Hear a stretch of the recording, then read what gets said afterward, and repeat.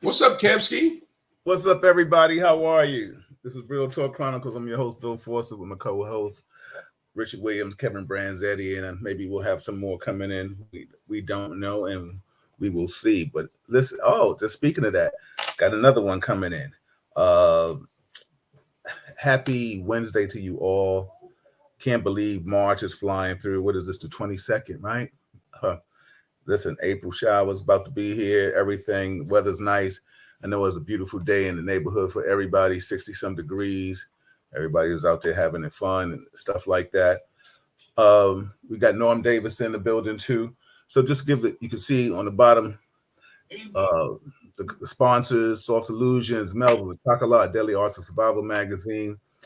Uh, we got a good show. Going to talk about what we always talk about. You know how we get it in. Also, too, Rich. First and foremost, let me say hi to you. But I want you to tell people what we got. Oh, excuse me. What we got planned for next Wednesday. Just tell the audience what we're going to do next Wednesday. Oh, okay. Next Wednesday, we're gonna I've invited some people to come on to speak about recidivism and brothers that have been formerly incarcerated that are home now, and resources and programs that are available to assist them with getting their lives back together.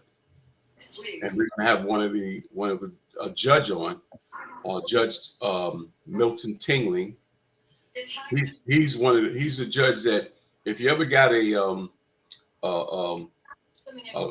jury duty notice, you'll see his name at the bottom of it.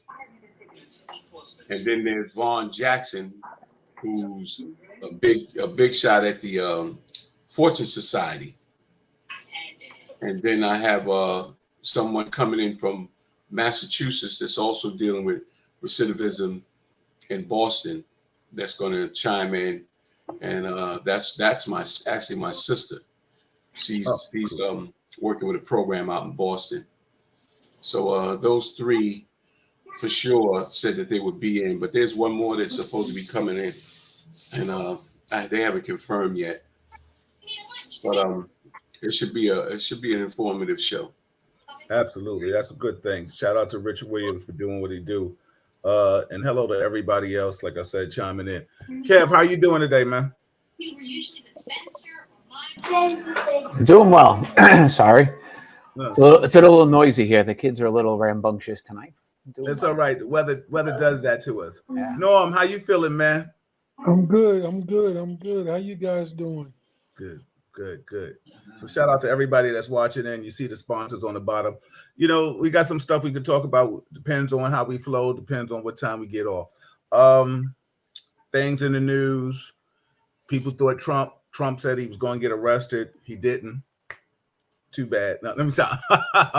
I guess when we get Alvin Bragg back on, we'll ask him what's going on with that, if he can divulge stuff like that. DeSantis is running for president, as we know. He has a thing against the woke community, and he's joined, I think, 18 other red states in regards to that. We can talk about how you guys feel about the woke community. Maybe I'll start off with that. We can also talk about a good topic that we had in our little chat about a senator that brought up lynching. Once, asked, can lynching be brought back in, I forgot, what state was that, Kevin? Tennessee. We'll talk about that. And, of course, we definitely want to talk about, we may not have time, but what's happening in the in schools and stuff like that is, dealing with bringing transvestites or drag queens in to read to kids.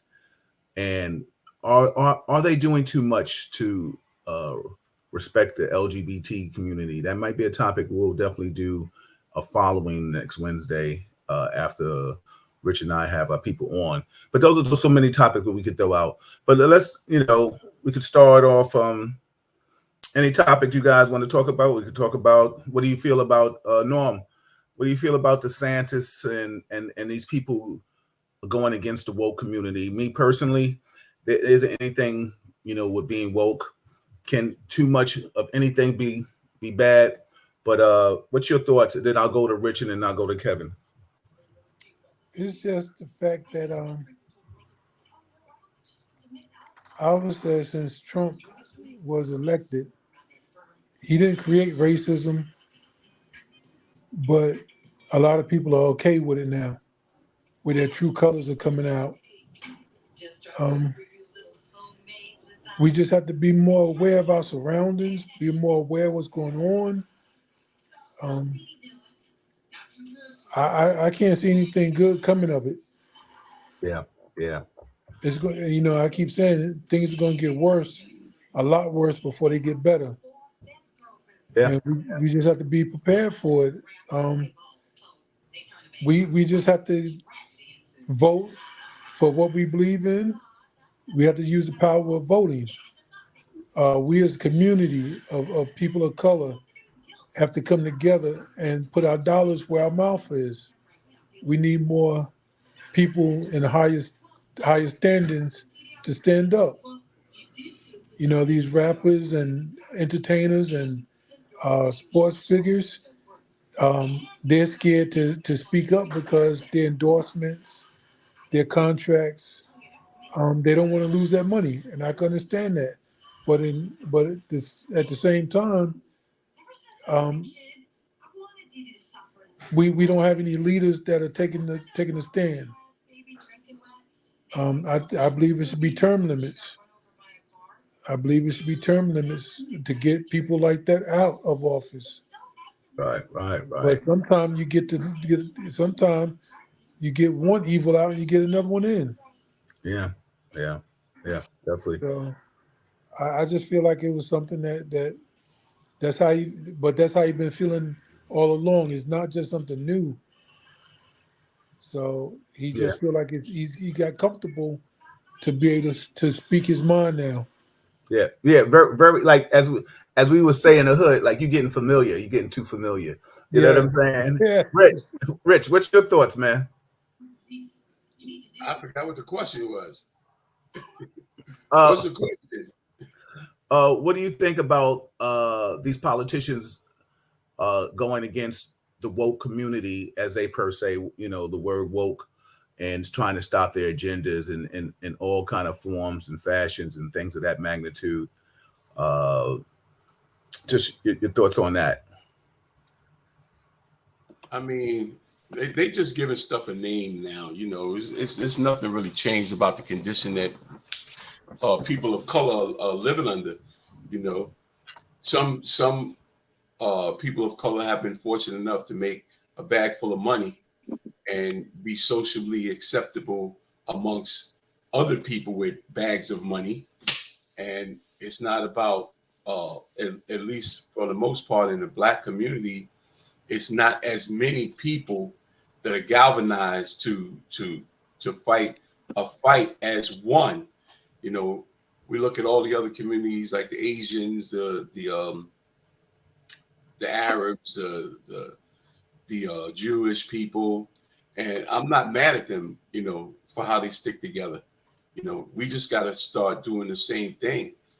But what happens is when we do, it's a problem to everybody else, because the truth is, all of these different cultures are eating off the Black community. Everybody makes it their business to set up shop where we live at, and at the same time, you can get a loan for a car, but you can't get a loan for a business. I mean, you can, but it's easy enough for you to get a loan that's gonna put you in bad debt than a business loan that's gonna help you rebuild your community in a fashion where it looks like and these things are issue in our community, and they control everything around us, the politics, how we're policed, and everything. Money speaks volumes in this country. Absolutely. When you can afford things, you can afford to make your own public schools better. You can afford to make the community in which you reside in better.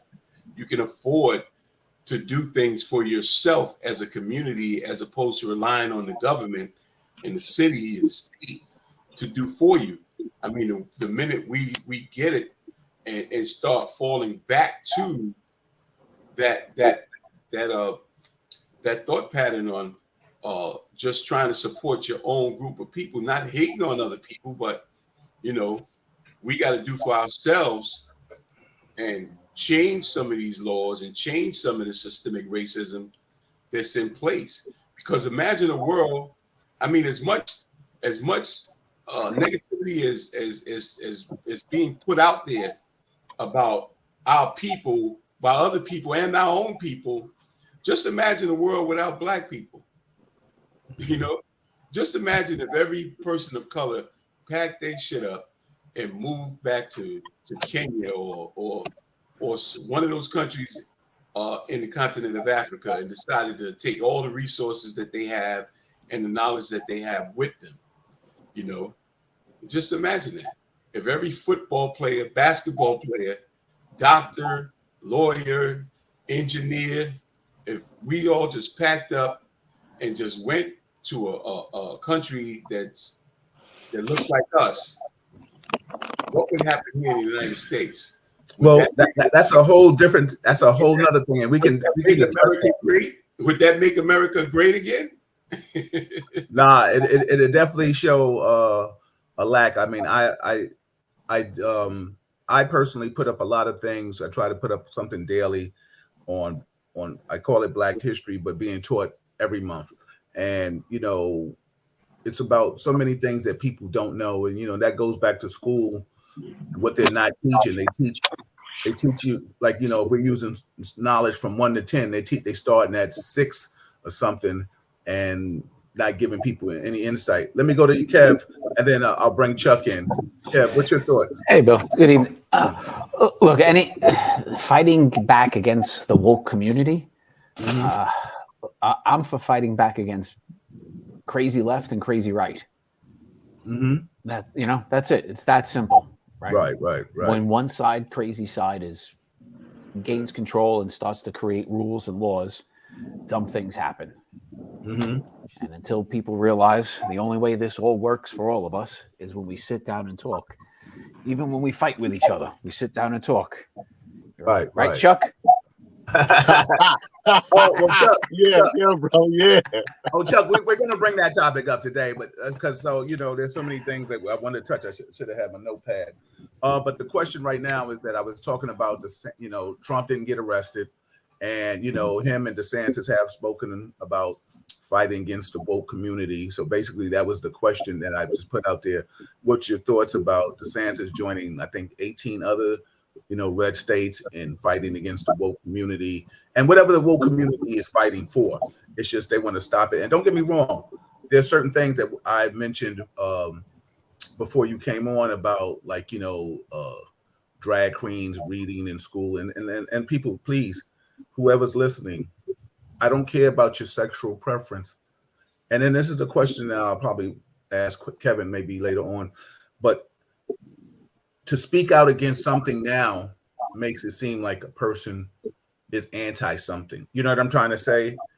I personally, I don't care what a person does in the confines of their home, but you don't have to. Some people feel like, I don't feel like you have to spoon feed a child certain things at such a young age, where kids are so inquisitive that they're going to want to know, well, why is Mr. So-and-so dressed as a woman?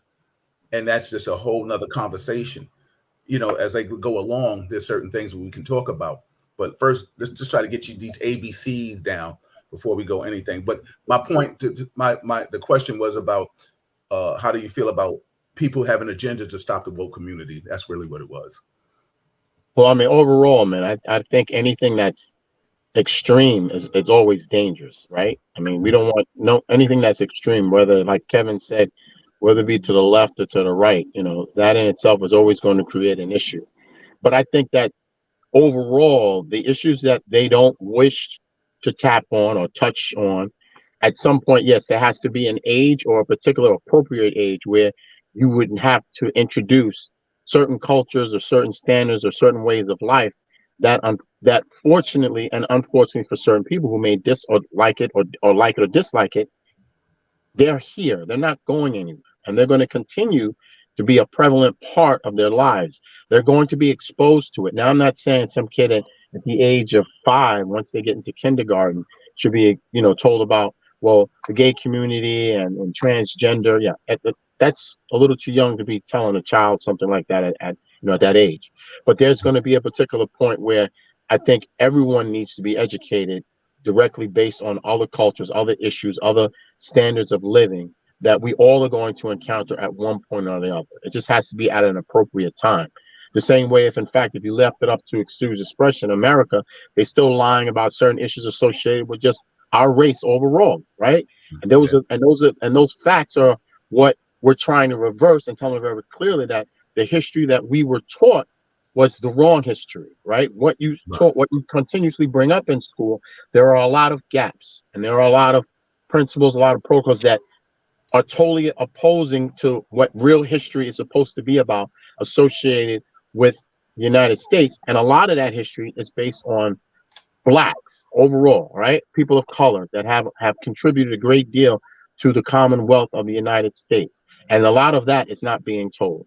So the same way they've tried to pretty much sugarcoat or eradicate or remove issues in terms of our own culture and history, yes, that needs to be brought up. But then there's certain times in a certain place where you have to bring in the other facets. And these are, once again, the same way we as black people aren't going anywhere. People who are transgender, people that are gay, people who have different culture, they're not going anywhere. They're going to be here. So it's best to educate everyone at an appropriate time, as opposed to just denying or saying, no, it's something that we should just eradicate, or I shouldn't even bring up, shouldn't be of a conversation. It shouldn't even be brought into the room. Absolutely. Well, let me say this. Yeah, Chuck, it should be at an appropriate time. But nowadays, it's being forced on us. You watch television and you have 2 men kissing or 2 women kissing. And this is what the kids are seeing nowadays. And you like, okay, it's being, to me, I feel like it's being forced, that it's the norm. It's like, okay, it's normal now to see that on television. Where before you see a man and woman kissing, it was okay. But now that seemed to be wrong. And it seemed like it's reversed. Where when you see 2 men kissing on television, that's right. When you see a man and a woman, that's wrong. Yeah. And to me, it's sending mixed signals to these young kids that's seeing it. Yeah. Chuck, Kev, I see you want to say something. Go ahead, Kev. So I got a mixed. I don't know if they're showing it as a man and a woman as being wrong. I agree with you, Norm. You see a lot more, and it's almost every single show at this point. But I wonder if is it a little much? Sure, but is it a good thing overall?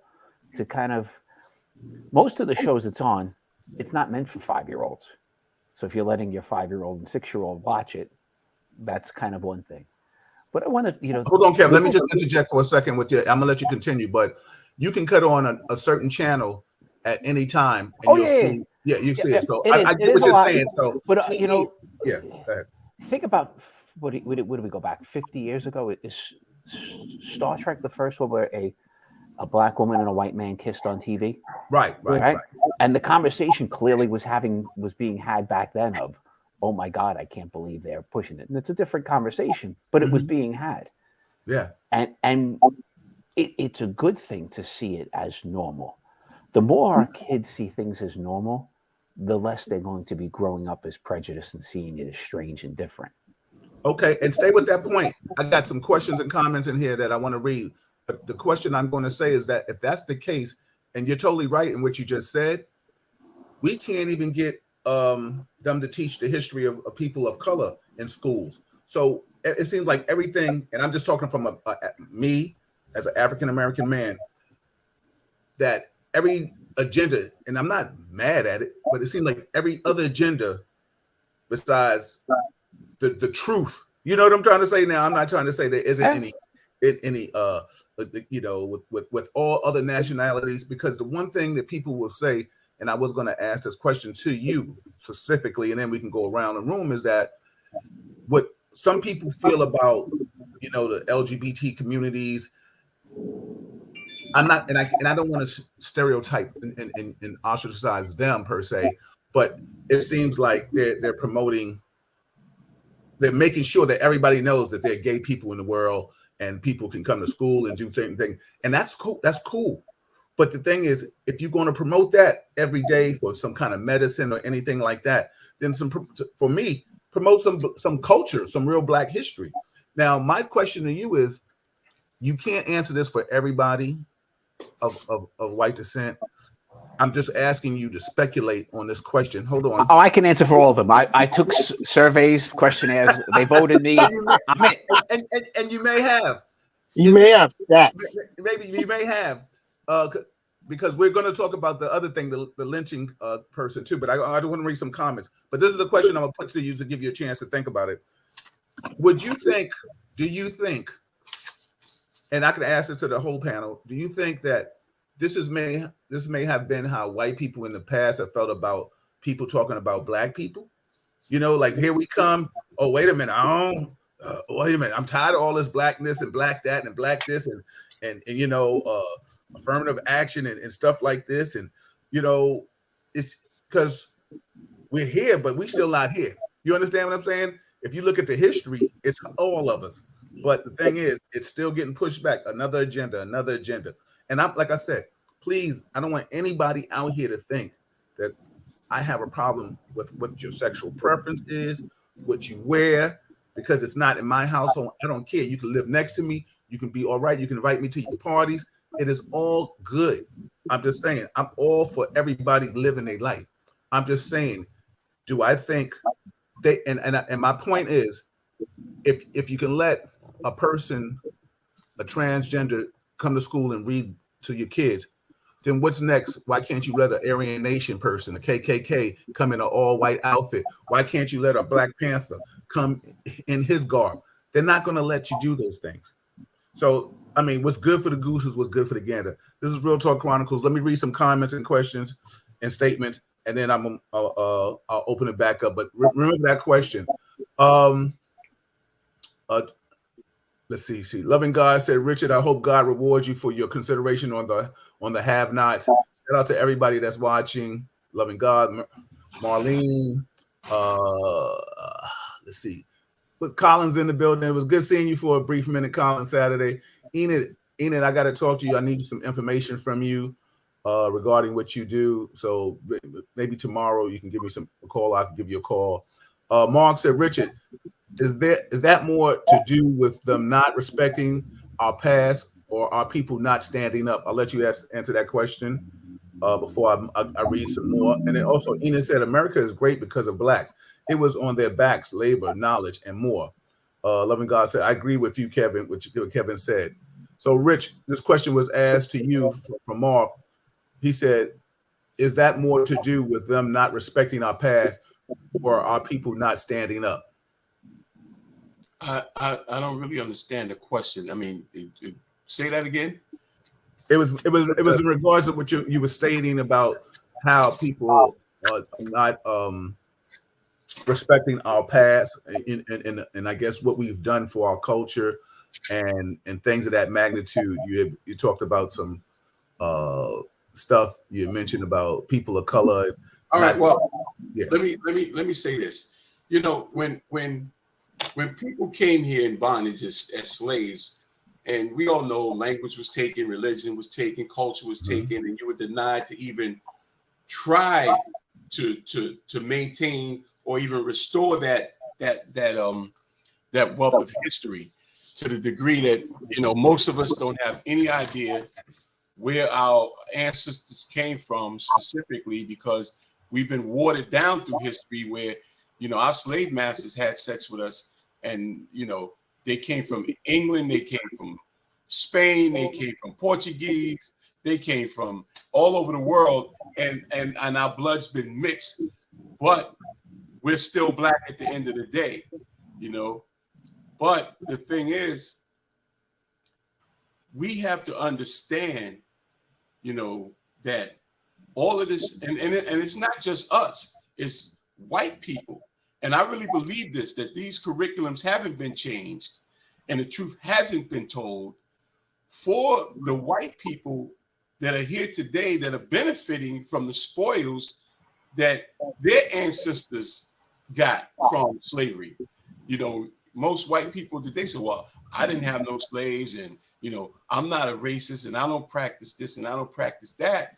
But they got generational wealth that came from slavery. And to this day, they're still afforded rights and abilities to do things that a black man and a woman can't do. Even when you do the dynamics of how many poor white people there are to how many poor black people there are. But if you take that poor white man, put him in a suit, and take that poor black man and put him in a suit, and nobody knows where they came from, that white man is going to always be ahead and get preferential treatment over that black man. And that's just a fact, So white people today have to understand, what really happened, and the changing of history. And I say it's a change. They changed it, and they distorted it, and they only put in the good shit and left all the bad shit out. Right. So you got, maybe, for argument's sake, good white people that really don't understand why black people are tripping. Like they're like, oh, slavery is over. It's all good now. No, it's not. And in our society, we have been so far disremoved from the culture from where we came from that we just finally had to conform to the society that we were snatched and taken into. So we had to become a part of this society in every way to get equality. Right? Absolutely. And today we haven't received that equality. But in the eyes of the oppressors, they say, hey, what are you beefing about? You can go to the same school I go to, you can get a chance I can get, when it's not as deep as it used to be. Like back in the days, and it's not even that far. I remember in the 60s, you couldn't look a white person in the face and talk intelligently without being considered an uppity nigga. Right. Depending on where you lived, you could get lynched for that shit. Right. Like Emmett Till. Right.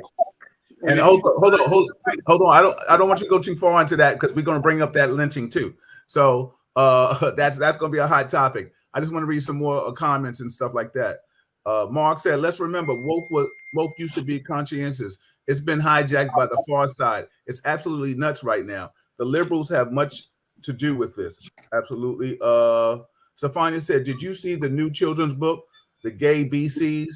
No, I think somebody sent me a cover of that. Stefania also said, for the most part, people don't care about one's sexuality. What we don't like is the propaganda on the children. Let the kids be kids, free of anything sexuality. Absolutely, I agree with you. Enos says, yes, I totally agree with Chuck. I just wrote about this issue above. Loving God said, what's up, Chuck? Mark says, our problem is the system not giving the full story, half truths. My mother used to say, tell the whole story, not half of a lie. Absolutely. Stefania also says, this even in the cartoons. Why is everything sexual in cartoons in the first place? I totally agree with you. Loving God said, going against God's never creates a better world. Absolutely. Colin says, what shows are you guys watching that you're seeing more same-sex kissing than males and females kissing? You can go on any commercial. If you look at what is it? FX, BET, MTV, any show that shows either, not to say ratchet, but say movies at a certain time, it's just flooded, Colin. Trust me, it's flooded. Now they got commercials where they're showing same-sex commercials. Yeah, that's what we call out there. Yeah. But we also realize that those commercials, especially if it has to do directly with a medication associated with AIDS, right, or HIV, for some odd reason, if it's HIV medicine, they show that the people that are in the commercial are people of color. So I'm sorry, white people don't get HIV. I don't understand. Yeah, exactly. And it's not always same sex people that get HIV. Sometimes there are heterosexual males and females who have HIV as well. Females. So Absolutely. Yeah. Yeah, you're right. It doesn't have to. It seems like they show that on the news. I'll let you finish, Norm. But it seems like when they show that on the commercials, they're not showing a heterosexual man or woman that has contracted AIDS. They're showing right. a gay person, which I feel like that's a slap in the gay community's face. Not every gay person has AIDS or you know, contracted HIV. So I mean, like just stop. And like I said, like Stevania is saying, I'm piggybacking on that. Like, yo, come on with the comic books. Superman ain't got to be, you know, all of a sudden. I think they changed it. Like one of his kids or something is super something. I don't know. I just think sometimes we, like as they say, doing too much for things that don't have to be, you know, like changed. 40 said it's in everything: media, commercials, entertainment. Absolutely. Vivian said, "Good evening, everybody." Let me just read some more. And Mark said, Kevin, they're making Superman's gay. DC, Marvel, and Disney are rewriting stories to and the LGBT communities. Not mad, but when you have characters kissing each other, two men swapping spit, not something I want to see, but I'll turn the channel. Absolutely. I sure don't want to see Wolverine kissing Magneto. That wasn't what I signed up for. You know what I'm saying? You know what I'm saying? What's up, Sharon? Yeah, yes, hold on. Yes. Can I say something? And I might even get in trouble for saying this shit, right? And I know Kevin might have something to say about this shit, but you know, when it comes to the gay community, the homosexuality community, you know, a lot of us as people of color didn't have that in our culture, right? Till we got here, right? Mm-hmm. And the truth is, white folks have this fear that it's going to be more people of color, especially in the United States, than white people. Right. Right now, they're the majority. But as time goes on, they're fucking their way out of the majority, you know, because they're mingling with people of color and they're coming out mulatto and even sometimes darker. So that has always been an issue to people that are of white supremacy. You know, they don't want their blood tainted with people of color because they want to maintain that or Caucasian status as being pure white, right? Now, all of the things that have happened to Black people, we're talking about Planned Parenthood, we're talking about Tuskegee Airmen experiment, the healer cells, the flood of drugs and alcohol in our community, right? These are all things that have been put in place to destroy people of color, but still we rise. Now, as much as they've tried to get people of color to not have children, as many children as, because historically we always had a whole bunch of, I mean, I grew up with families that had 12 kids, you know, big, large families. And it seems like the only way to depopulate people of color is by being gay. Because a man can't have a baby with a man and a woman can't have a baby with a woman. So to me, that's another form of trying to depopulate people of color by pushing that agenda and making that acceptable, even when they haven't even accepted the fact that Black people as a whole should be afforded the rights of every other person. I mean, we don't get the same breaks that white people get. We know that, but we don't get the same breaks that Asians get. We don't get the same breaks that the Arabs get. None of these people that come over to this country, the first thing they do is they make a distinction between them and us. We don't get afforded these things. And there's a system in place to make sure that we don't go but so far. Right. You know, I would ask you, why is that? But I want everybody else to talk before the end of the show. So I'm just playing with you. Listen, we the ones that give them all our money. Everybody's getting rich off of us. White people, Asian people, Arab people, you name them, their agenda is come here, go to Black community, because they're going to give you their money. I know. Hold on for a second. Let me just read some more comments and stuff like that, and then let Kev come in, and Norm come in and get Chuck back somewhere. 40 said white privilege is always alive and always. He said our culture always accepts everything and everybody. but get backs turned on us. Mark said, I get it, Rich, but my point was at the same point in time, we as a collective dropped the ball. They killed off the ones who were trying to shine the light. Absolutely. Mark also said, that's a broad perspective, Rich. I certainly hear you. 40 said projects and developments. Stefani said exactly, Rich. So yeah, I mean, you touching on a lot of points and stuff like that. Kev, what's your perspective in this, and Norm? Well, I want to go back to one thing we talked about, you mentioned earlier, Bill, because we've talked about a bunch of times, the education. Right, and it's education in our schools and education of our police. Mm-hmm. Yes. We don't teach the history, the proper history, the bad side of history. Yeah. Other communities, other groups are very good at organizing and getting their word out. Mm-hmm. How does that change? Right. Does a black mayor in New York City make that change? He's in control of the school system. Yeah. He's in control of the police department. Right. He can clearly change. We have a black chancellor. He can clearly change what is in the Board of Ed's agenda. What is in? But can he change it just for New York City, or can he change it? He can't change it for the world because New York City.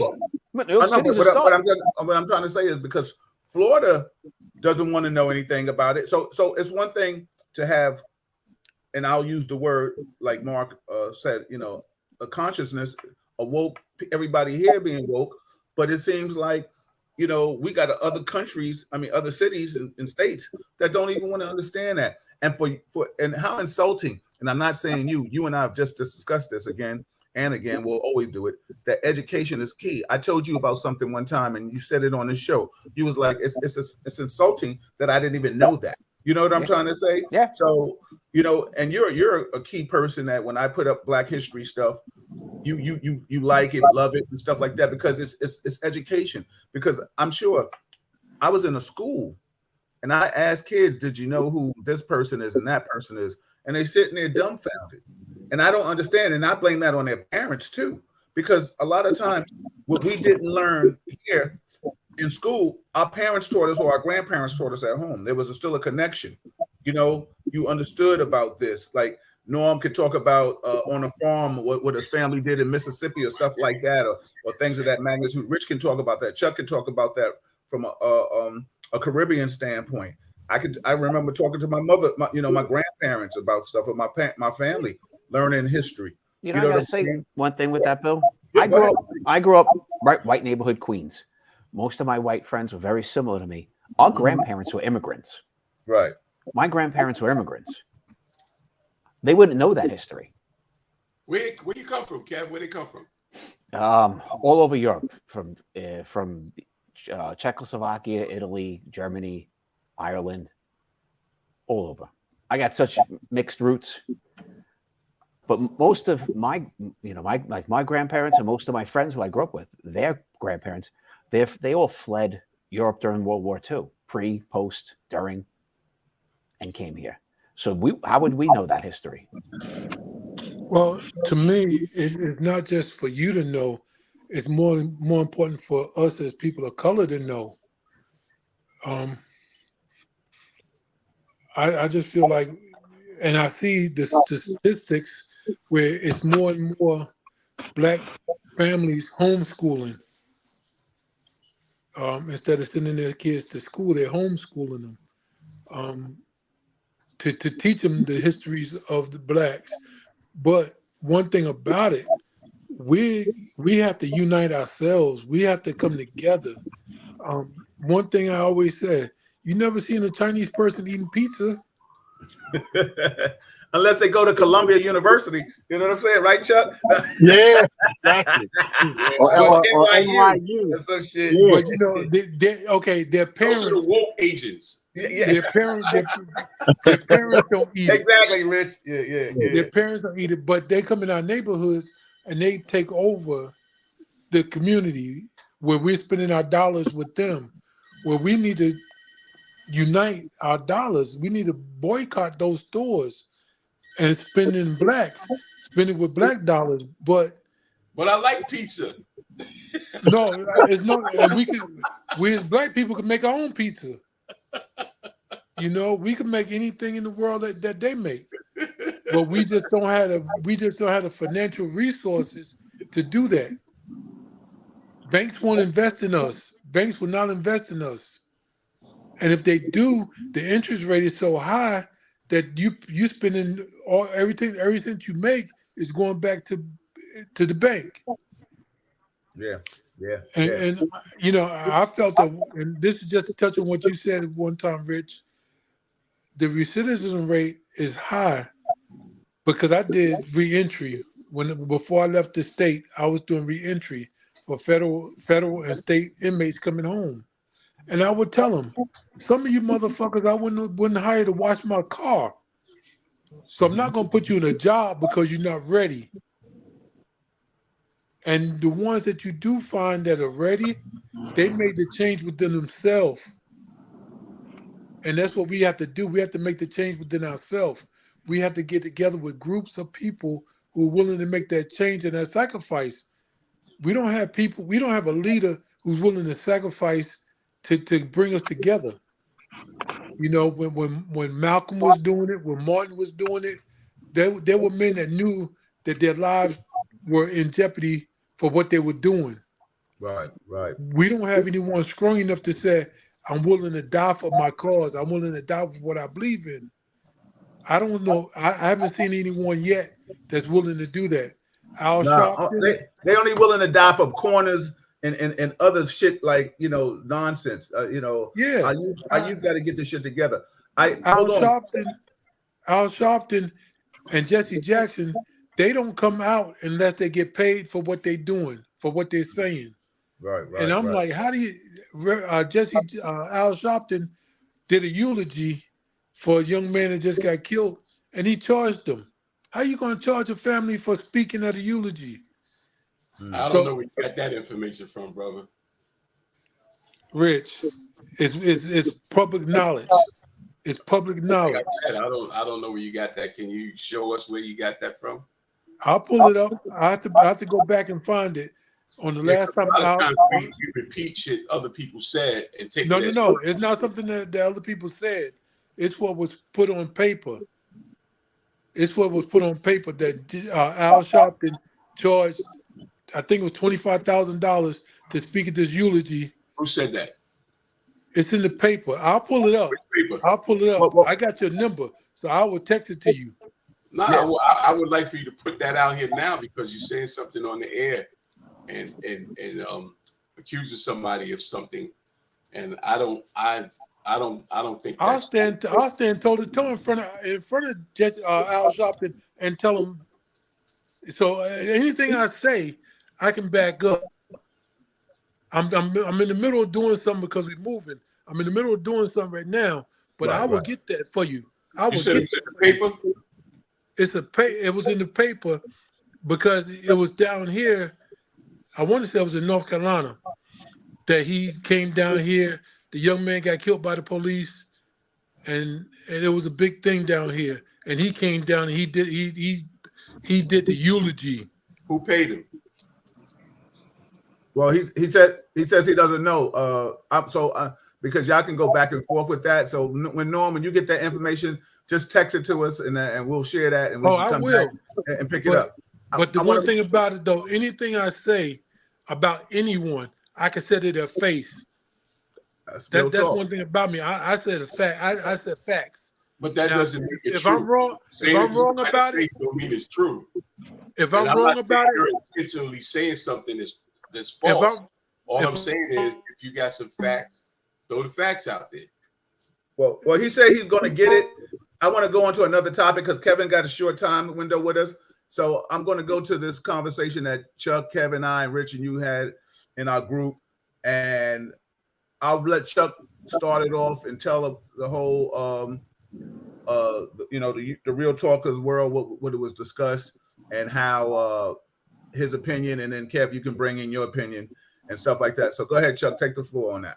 Well, the over issue was that, in terms of capital punishment, there were certain legislative amendments that they were trying to make in regards to amending what can be done in terms of capital punishment. Supposedly, one of the representatives in Congress from Tennessee, I think his name was Powers, he had wanted to amend or recommend that in terms of outside of lethal injection or electric chair, that there would be, I guess, other options that would be provided to someone who may be on death row as an alternative to wanting to be executed. Now, we're talking about a country who we sit here and say that, for lack of a better word, there's certain things that we would call cruel and unusual punishment. And these particular devices use or different modalities of ending someone's life who's on death row were supposed to be humane. All right. There should be humane practices. So, of course, they've had issues with the electric chair. Of course, we know that there's been issues that have happened. Sometimes they say, well, give someone a lethal injection. It may take more than one dosage before the person, but it's about being humane, even if the person has to expire. So from what Powers was stating, that he wanted to amend it to almost make it like a checklist where there will be other options for someone to opt to want to be executed.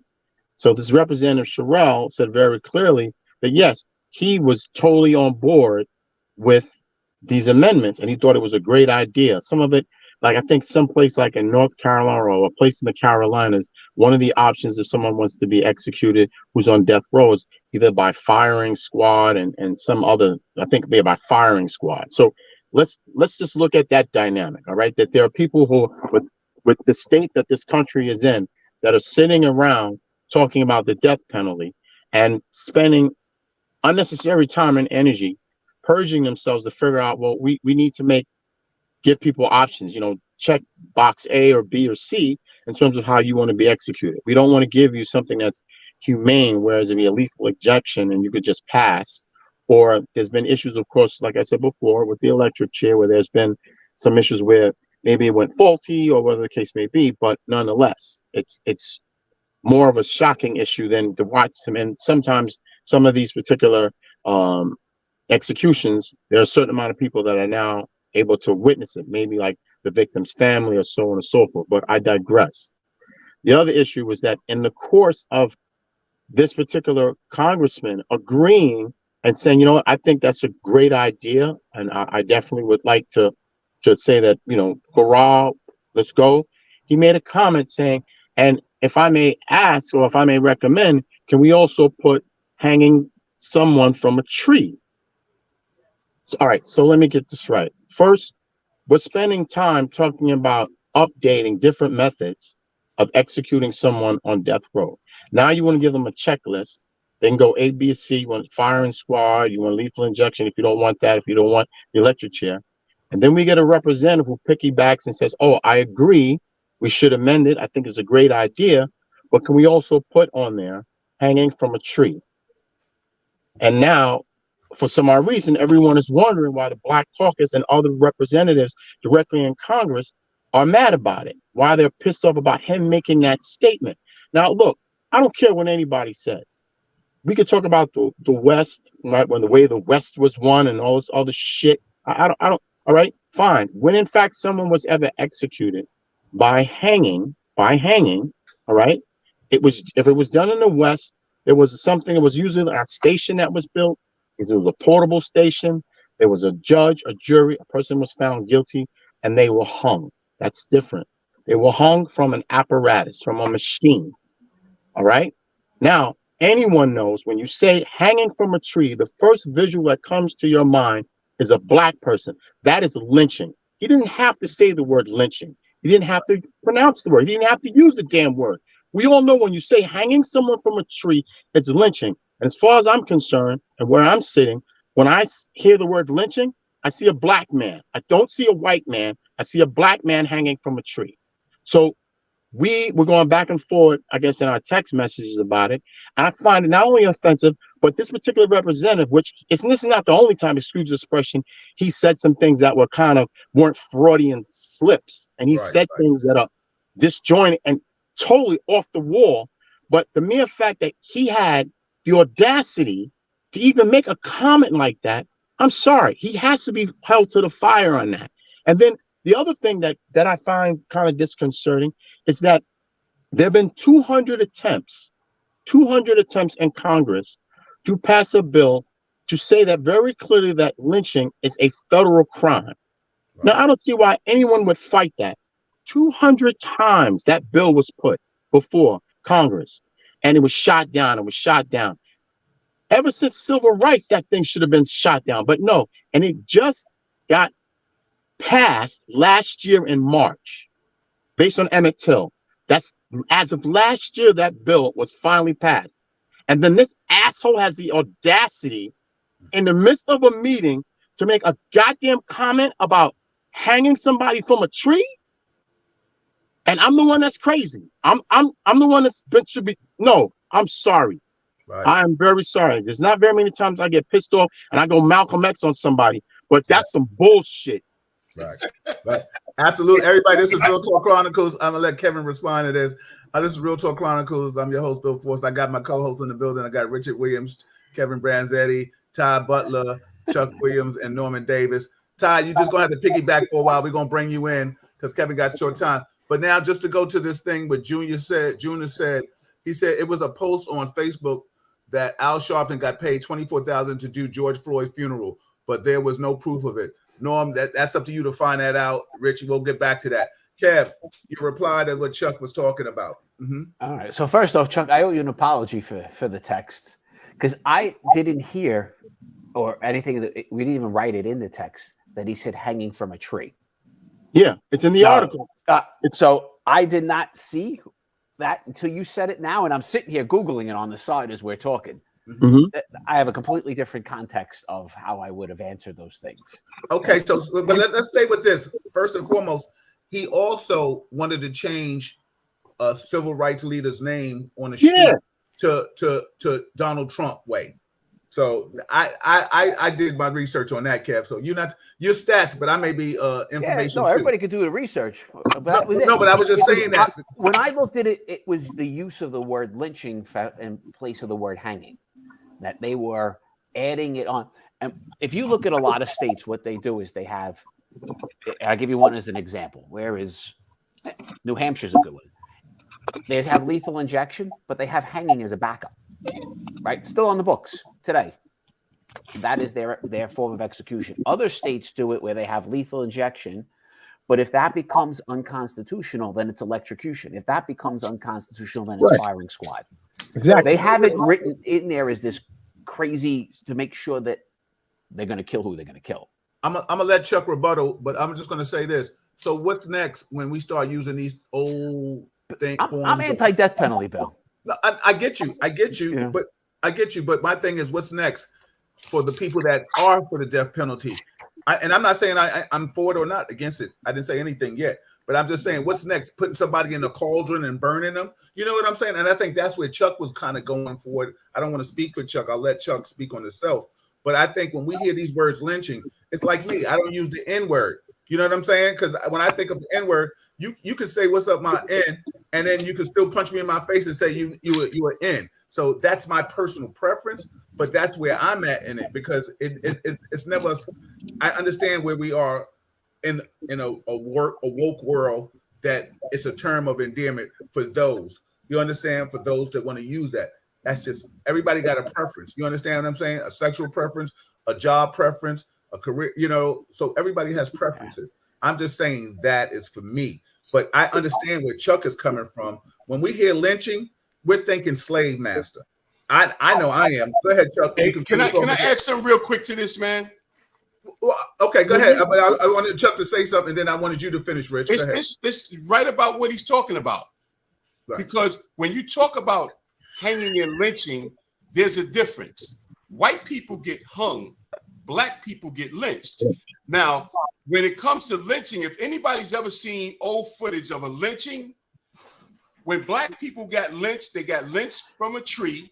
Yeah. Not only did they get lynched from a tree, they had their pants pulled down and their penises cut off. And in some cases, set on fire. Right? That's one. If you speed things up, and I'm talking about the difference between how like this lynching and hanging thing, the same thing back earlier in the 90s and the 80s when it comes to cocaine and crack. White people sniff coke, black people smoke crack. It's the same drug, but you got more time for crack, way more time for crack than you did for coke, because they associated cocaine with white people. Same drug. So when you say lynching and hanging, there's a difference in how that affects black people. And Rich, I totally agree with you, because it's just like I always tell people, when they show weed, what was the time on them, Rick? What was the time on them, Kev? A minute, 14 seconds? You're like the time. I would love for you to do that all the time. We should do that. We should have a clock up there that gives us a certain amount of time to respond, and then we cut it off. Because y'all motherfuckers, y'all take all the time when that shit is music to your ears. I'm with you. When you hear the smoke, you can't wait for the fire to be put out. Yo, like, I saw the timer come up. I saw the timer come up, and I didn't see Rich's lips moving. I was like, wait a minute, what is going on?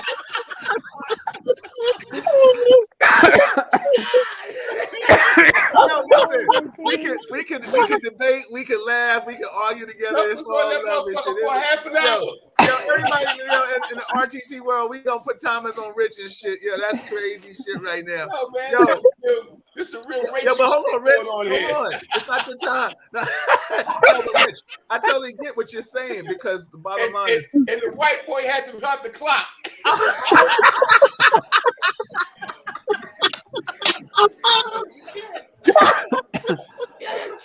right now today. What kind of bullshit you got going on here, man? Yo, like that famous TV show said, "Tell him why you mad, son. Tell him why you mad." You know what I mean? Yo, but I totally get it. Yo, Rich, you made excellent points. You know, Chuck, I totally get what you're saying. You know, it's verbiage. Like, and I just want to say this, and I'll bring you in, Ty, since you just coming in. Or unless Chuck, I'll let you finish if you want to rebuttal what Kevin was saying and Rich was saying. But the one thing is, like they always show, Will Ferrell, I love, Seth Rogen and all these guys. When they show them, they smoking weed. You know what I'm saying? And it's a party at the college. When you show a black person that's on the wire, he's selling it. You know what I'm saying? Or he's in the hood. So it's a stereotype and it's Animal House. Yeah, absolutely. So Chuck, you want to comment on what Rich or Kev said, and then I'll just bring Ty and Norm in so they can say, because I know Kev, you about to get out of here. So go ahead. No, I first, like I said, I think I made my point very clear. I just think that someone who has been elected, especially by the people, I mean, he's an extension of who and what he represents. And it's like I said, this isn't the first time that, if I may use the term lightly, that he stepped on his dick, because he has done other things that are pretty much in the same genre of just saying things that are inappropriate or asking for things to be done that are inappropriate. And it's totally against everything associated with people of color. I mean, just the overall fact of wanting to rename a street Donald Trump Boulevard that's been named after a civil rights leader. I mean, that speaks for itself. But anytime you make a reference, and I applaud Richard's point, yes. But when we're talking about hanging someone, whether they use the term or not, when you say hanging from a tree, I'm sorry, that's not hanging from a tree. That's being lynched. If you just said something like, well, using some other form of execution where they had something set up like a stanchion or some type of platform that's utilized for the purposes of capital punishment, that's one thing. All right, it's a set thing. It has a slide door. It drops the whole 9 yards. But hanging from a tree, that's a lynching. And he should have thought twice about making a comment such as that. Yeah. Simple. Kev, before you get out of here, anything you want to say before you go? And Kev put it in the chat. He put it in YouTube, the death penalty execution. What is that, Kev? Say what. So every state that has the death penalty, it gives you the list of what they use. And you'll see secondary, a bunch of them, firing squad, hanging exists. Inmates have, in some places, have the choice: firing squad, lethal injection, the chair. It seems a lot of states, it's not one item. Is that the choice of the person that's being executed? Some states it's the person being executed. Some states it's just backup in case the Supreme Court says lethal injection is inhumane. So if it says that, automatically then execution becomes the thing. And Yeah, then because I don't think no black person that's going to get executed wants to get lynched. All right. We don't even like to go bungee jumping. That's too close to lynching.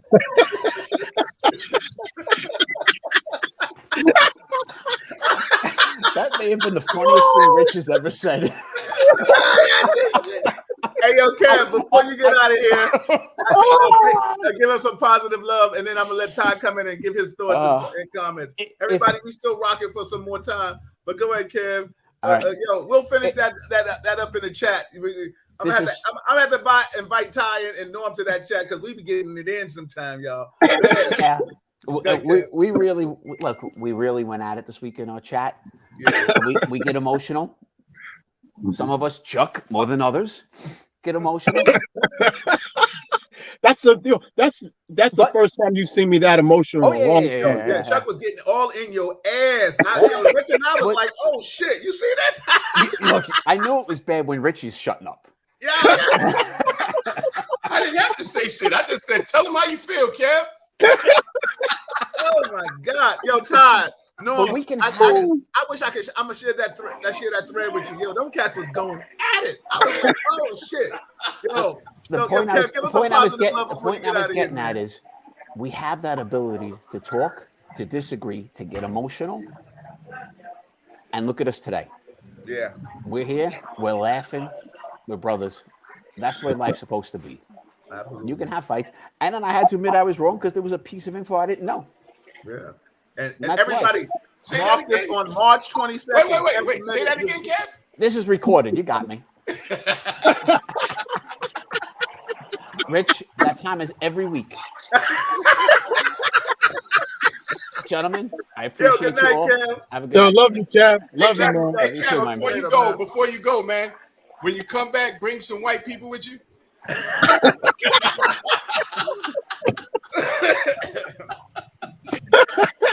My God, Jesus Christ. On the way.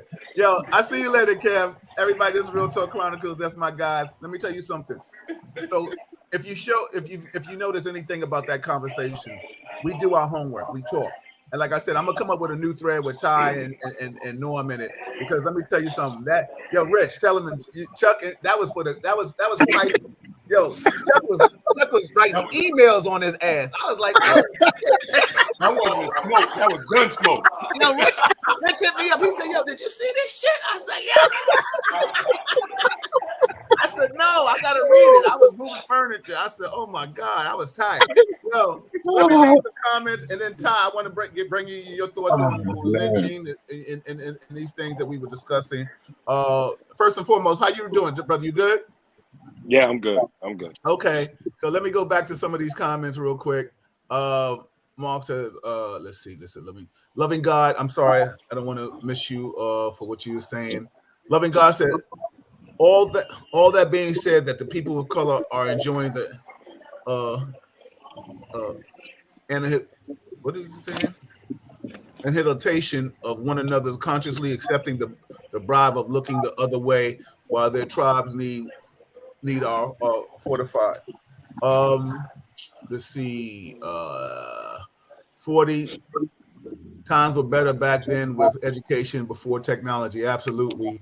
And Rich had said something too about, like you said, Emmett Till, we couldn't even look at back then certain places. And Norm, you might be able to speak on that more than anybody, being from the South, Mississippi and stuff. You dare not look a white woman in the face. But that's why I like the little black exploitation movies. Jim Brown and Fred Williams and them cats was tearing them up. No, let me stop. No.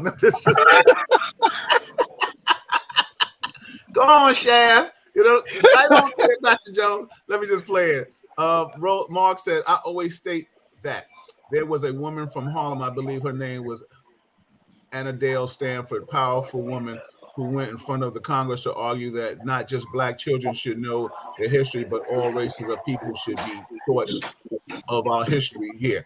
True American history. The government was scarred, and it would be riots in the streets. Look it up. 40, my man 40 in the building. These billionaires in black entertainment should be more respectful of our culture and make our own black corporation America. Loving God said, thank God for for his mercy and his patience is meant to teach the sinner the error of his ways. What's up, Curtis? Curtis Ollie in the building. Julia said, I read that point, but Julia said again, we'll go back to Norman and Rich. He said it was posted on Facebook that Al Sharpton got paid $24,000 to do George Floyd's funeral, but there was no proof of that yet. I guess that's for Norm and Rich to get into that later time. Eddie Vieira, what's up, bro? He said Europe as a wild outlawed capital punishment, as if the guillotine and hanging group ground the gallows. But as Chuck stated, the European image is different than that happening in the U.S. Mark said, yep, black men are still to be shot down. I feel what Chuck is saying, but I'm not surprised at the age of Trump has procured Congress like the jackass. Remember, the George Floyd bill didn't get fully supported. It sure didn't. Eddie Vieira said, also, for a U.S. politician to suggest hanging for any kind of grossly racist and offensive period. Absolutely. Loving God said, welcome, Ty, thumbs up. Kevin put in the chat on YouTube about the death penalties. I'll definitely do my homework and look at that.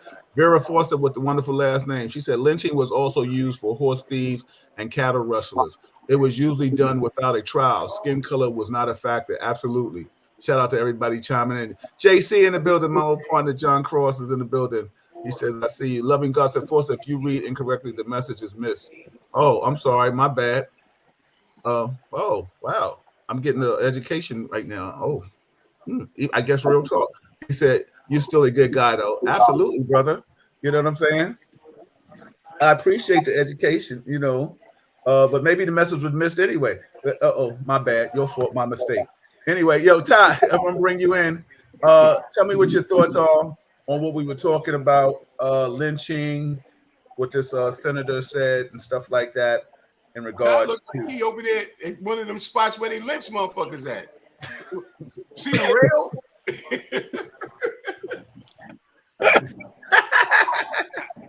You about to lynch the motherfuckers? Oh my God. Y'all cats are hilarious. Rich, yeah, hater. But anyway, come on, man. You my guy. You know you my guy, man. Cut it out, man. So, real quick, I don't want to take a long time on it. I caught most of what Chuck was saying. If the roles were reversed on that senator, and he was a black or a Hispanic senator, they'd be calling for his removal right now based on what he said. If he had said anything in regards to the Holocaust or anything negative towards the white race. It's unfortunate it's that way, but that's the way it is. Second of all, I agree with capital punishment in certain situations, but you have to really, really prove that this was the person. You can't just come in with because as you can see, there's a lot of individuals that look like us that have been put on death row that didn't even commit the crimes. You know what I mean? Mercy Me is a great movie that shows that, the one with Jamie Foxx and Michael B. Jordan. So with that being said, like lynching is a word that's only directed towards us. And when it came to hanging, when you saw people being hanged, it was all different types of people. So yeah, that's my comment. Yeah, anybody want to chime in after that? Thank you, Ty. I appreciate it. I mean, I do want to make one comment in reference to I think someone made a comment that at one point, and like I said earlier, yes, there were hangings that were committed and done to people, let's say in the West, as the West was one, based on either stealing cattle or maybe stealing sheep or, livestock. But we're talking about lynching being a black man, and just even if you look at a white woman the wrong way, or if you spoke out of turn, or if someone just didn't like the way that you carried yourself or the way you spoke, and you found yourself walking down some desolated area for no reason whatsoever, just by the mere fact that you were black, you could be lynched. And that's that's different. That's very different. And from this man to make that statement, that idiotic statement, which was not a Freudian slip whatsoever, but and in his southern drawl, I really said, you know, can I put hanging from a tree in there? Yeah, Come yeah, on, yeah. man. That did it. That did it. I'm sorry. And you know what's so funny? I totally get it. And you know what's so funny? This might segue. You know, I'll stay on here for another 15 with you guys. Well, you know, we can go to 9, but I'll stay 15. But my thing is, does this segue into why law enforcement around the country, not New York City, but just around the country, has a mindset? Like, this is a mindset of a man that's sitting on a congressional seat. I'm gonna let you come in, Norm. I'll let you come in, Norm. But this is the mindset. We have to change the mind. Like, I get, this is why I get sometimes when people are woke, because they just tired of the same old, you know, mindset and ideology. But for a man to come out and use the word lynching and think it was okay, and you're a man of power, and you want to suggest that, what happens if they say, yeah, okay, let's have lynching now?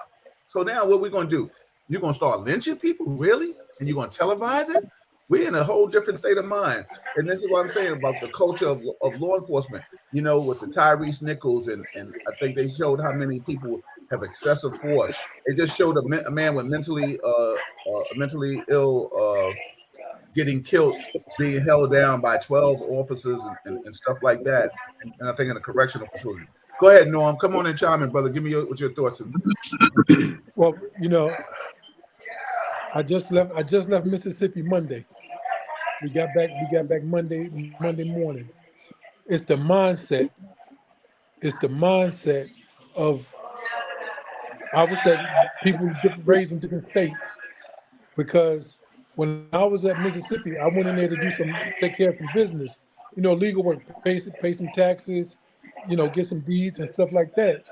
And I was in an office, and the man came in there and said, "Boy, what you doing in here?" And I didn't answer him. So he said, "Boy, I'm talking to you." I said, "Well, first of all, my son is not in here.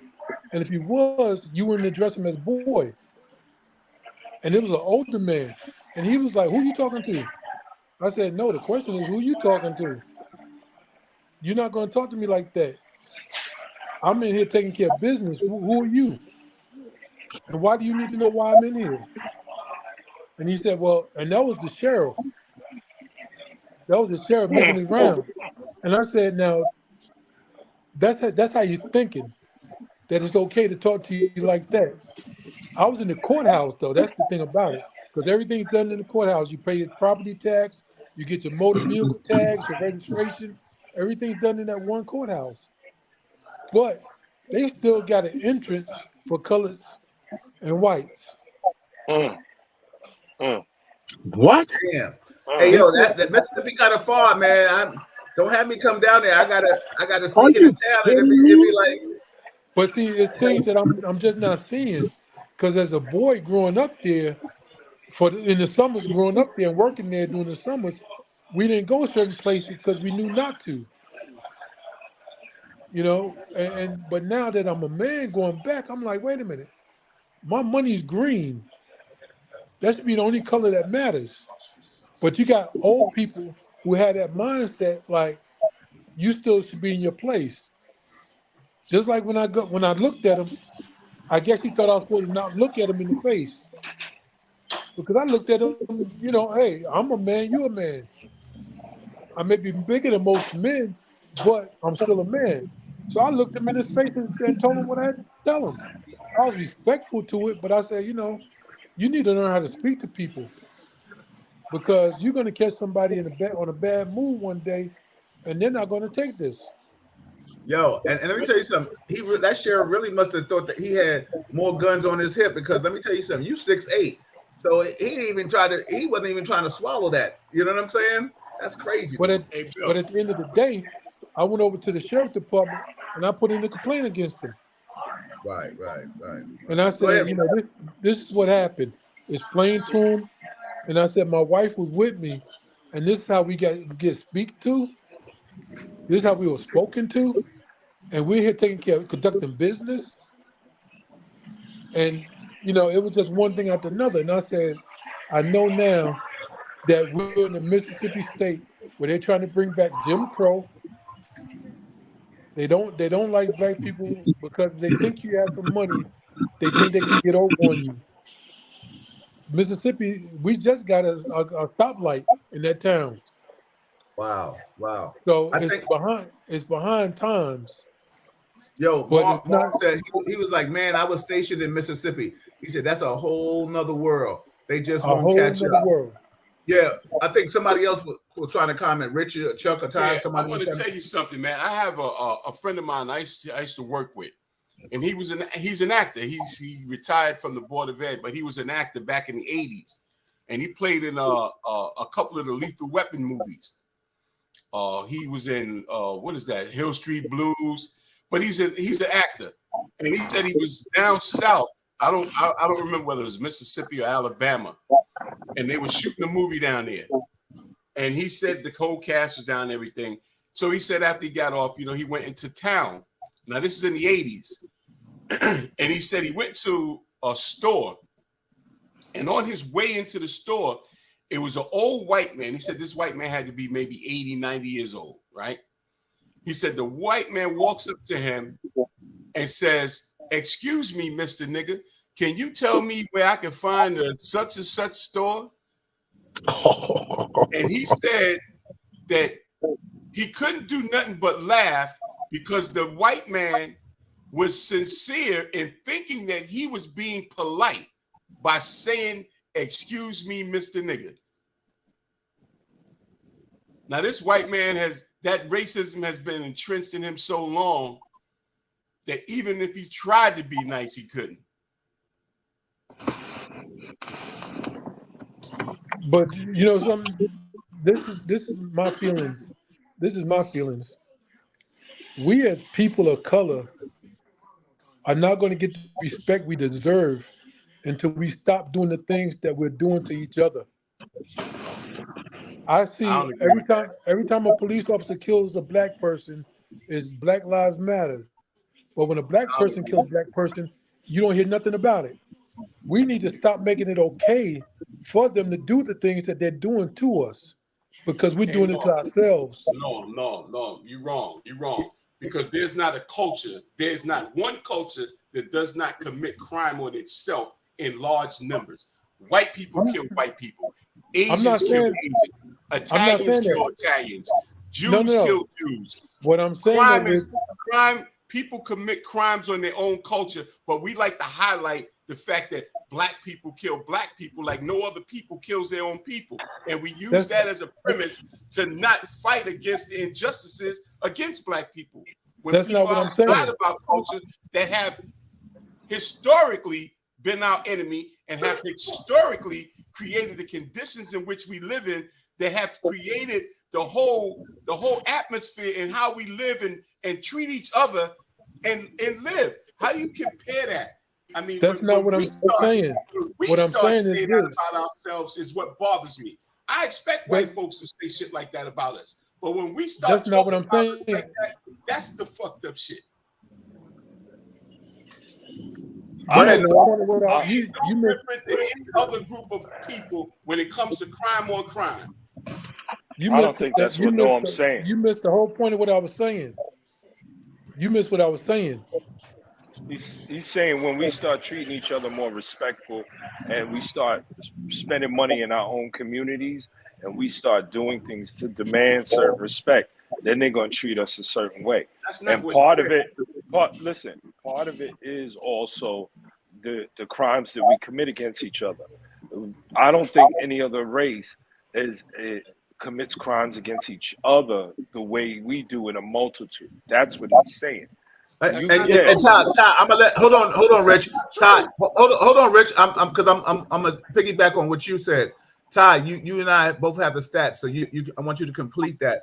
But what Rich is saying is what Norm. I disagree with what Norm just said, because the bottom line is, for anybody that knows the history of what Black Lives Matter stood for, it was against police brutality. They never said they were against black on black crime. So that's a fact check. You can do that yourself, Norm. So I understand where Rich is coming from with this. I understand what you're saying, Norm, but what I'm trying to say is now any other organizations have done unjust to themselves. They've cheated. They've misappropriated funds and things of that matter. I get what you're saying, Norm.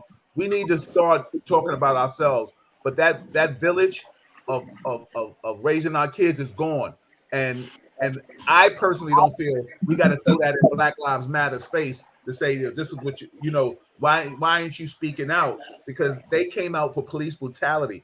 We know they've been infiltrated with the what are those other groups when they were throwing bottles and stuff at cops. Yeah. But the bottom line is people kept saying, "Oh, it's Black Lives Matter," and then you'll hear another different Caucasians or other nationalities say, "I know it wasn't Black Lives Matter. I know they were infiltrated, but the thing is, it's still Black Lives Matter." Me personally, unless I do it, I ain't speaking against anybody else that's trying to do it. That's me personally. I say that to say that do we all need to change? Absolutely. You know what I'm trying to say? But the thing is, but hold on, Norm, because I'm gonna let you rebuttal, then I'm gonna bring Ty in, and then I'm gonna let Rich finish, and Chuck, Chuck, chime in whenever you want to say something, Chuck. But the I'm thing listening, is, bro. I'm sitting back. It's open forum right now.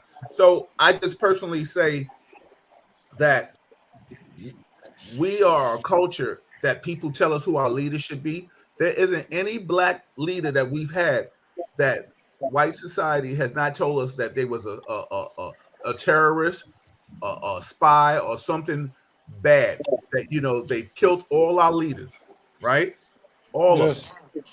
And then we hold them as martyrs now that they're gone. But we're the ones that I'm sure there are other people that denounce them. You know what I'm saying?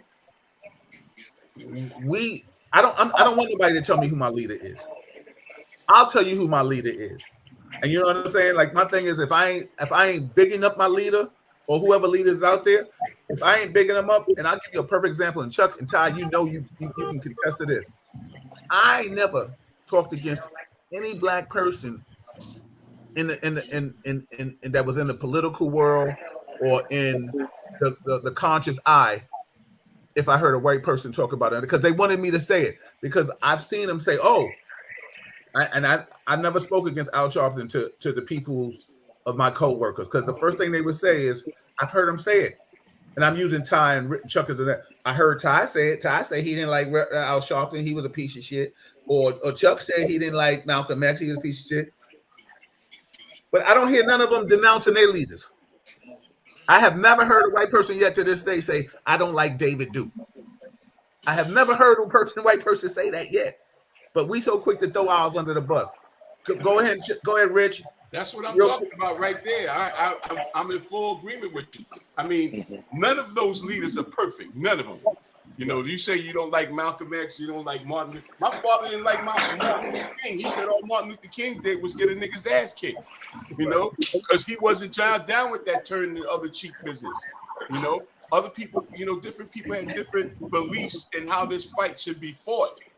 But when we start talking about our own people in agreement with white people and agreeing that all this bullshit that they have created, these both narratives, they want to be a part of creating a problem and fixing the problem. And they look for people to say amen to the bullshit. Now, Al Sharpton, people might have their beef with Al Sharpton, but I remember when he was marching. How many people came out when he was marching with them sweatsuits on, weighing 400-500 pounds, and went down Bensonhurst and stood up for all of the different injustices that was going on? You can say he's this, he's that, based on what somebody said, but damn, where the fuck was you at when this shit was happening? I'm not going to complain about nobody that was in the front line putting in that work on a regular basis. Because the truth is, it takes money to fly from New York City all the way down there, especially in his case, because he had gotten sued by what's the guy's name from the Tawana Brawley situation. Now he's supposed to be paying money back because they said that he unjustly charged this cop and all this bullshit. But the truth is that everybody that Al Sharpton came to, they asked him to show up. He didn't just come and say, "Hey, I'm here, I'm coming." Now, as far as the facts related to getting him there or him being paid for speaking, I don't know none of that to be true, you know, and that's not a rabbit hole that I want to climb down, because the truth is somebody that had oratorical skill needed to stand on that podium and say some of the shit that needed to be said, because everybody doesn't have that ability to speak to masses of people where it makes sense. You know, we can sit back and we can say this and we can say that, but the question is, where were we at when it all happened? What were we doing when this happened? We can be quick to talk about this person, that person, but what the fuck was you doing when this was going on? And he was standing here, or this person was standing there. I don't agree with a lot of shit Jesse Jackson did. I don't agree with a lot of shit that Obama did. But I'm not going to stand up and wave no anti-Obama, anti-Jesse, none of those flags. There's enough white folks doing that for you. But when they start getting us to do it, they don't need to do it no more, because they putting us to work. Just like when you talk about black people killing black people. Same shit. We assassinating characters. Rich, I'm gonna let Norm comment, and then I'm gonna read some comments, and then Ty and Chuck, I'm gonna bring you guys in. Go ahead, Norm. I'm gonna let you comment on what we said. You missed the point of what I was saying. We got to become back to being a village of raising our kids and doing ourselves, and coming back with the unity of black people getting together. That's what I'm saying. The leaders that we have. No, what does that have to do with making an accusation about somebody that's doing it? I said what I said. Yeah, I said what I said. And I said what I said. I didn't understand what you said. That's what you said, not this stuff you saying now. What I said was, what are you referring to? What I said about Al Sharpton? Yeah, that's what I was just talking about. I'll get the paperwork and I'll fax it to you. But I'm talking about what I said about black people killing black people. That's what I was talking about. All right, go finish with that one. No, go finish with that. Go ahead, finish with that one. We need to show them that we could become a unit. We need to show people, other races, that we're not going to do that. We're not going to stand for that. We're not going to let them do it, and we're not going to do it. That's what I'm saying. And when something happens, we need to be just as quick to blame each other as we are to blame the police. Hey, Norm, let me just say this. I hear you, and I agree with you about the village. But when you talked about the BLMs, before I defended them to other people, I Googled them and asked, if you go to Google after you get off the phone, Google what BLM stand for, and they'll tell you what was their excuse me, what was their motive, and it says police brutality. It never said anything about the black community. Now, don't get me wrong. I'm not sitting here defending Black Lives Matter, no matter what they've done wrong. Because just like I'm not defending any other nationality or culture for when they misappropriate funds or and whatever they do in their thing. I'm not about that. But the bottom line is, I don't want you or anybody else with that I know to misquote what they're not doing and for what they're doing. Because the bottom line is, I'm not going to say I agree with everybody. Let me tell you something. Like, we have to understand and pick our battles. You understand what I'm saying? Like, people always say to me, Bill, run for office, run for office. If I ran for office, I may not be able to do what I'm doing now, and I can't say what I want to say and do what I want to do. You understand what I'm saying, family? Yeah. Because the bottom line is, somebody's going to hold me accountable. Because I'm not the mayor. I'm not going to be the David Dinkins and sit there and talk about, the great mosaic, and then have people hold up monkeys in front of City Hall and shit like that. Because I would have fired everybody. You know what I'm saying? I'd like taking pictures of everybody and everybody get fired. Because I'm going to be the mayor. I'm going to have a little Eric in me. But, Eric don't do it. I'm going to grab my crotch and be like, yo, kiss my black whatever. What? You know what I'm saying? Norm, my filter ain't going to go too far. You know what I'm saying? Yeah. Like, I'm not going to have that. So I know, I have to be in this lane right now in this journalistic aspect, because I want to be able to say what I want to say, but I want to say it factual. And that's the point. Now, everybody, for the Real Talk listeners, everything here is stated from the person's opinion and their own facts. So that's why you can see we out here we loving, we brothers that are coming together to support and uplift and bring back one common goal and get our people stop killing each other. But the bottom Yes. line, we all gonna say what we feel, and how we feel is not wrong. It's an opinion. Like anybody can always say, everybody got an ass, everybody got an opinion. Go ahead, Norm, finish up. I want to read some comments and then bring Ty and Chuck in, and we can step.